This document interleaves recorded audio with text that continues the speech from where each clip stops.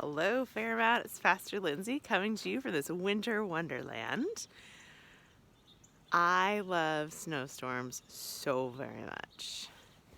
And so this, little dropping of snow has brought some joy.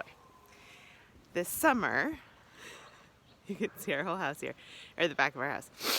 This summer, I bought a metal flamingo because I knew we were going to need joy. And I had these visions. We named her Sadie. I had these visions of Sadie in a snowstorm. And my husband added to her he hung a bird feeder on it. And so Sadie, in the last few days particularly, when there's been all this crazy snow, and our other, I don't know if you can see it, where it is. Our other bird feeders are just like covered with snow and having a hard time feeding anybody. This one, the birds are flocking to.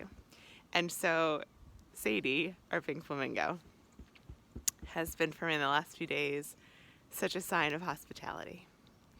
And I've really enjoyed that. And I also keep thinking of the verse from People Look East, the hymn. And of course I can't remember all of it right now, but there's a whole verse that's about a bird, and there's this God for fledgling time has chosen. It's all about like the frozen nest and the frozen birds, and yet God has chosen this time. People look east, the time is near. Love the bird is on the way. So anyway, we got to keep finding joy wherever we can, particularly in this Advent season.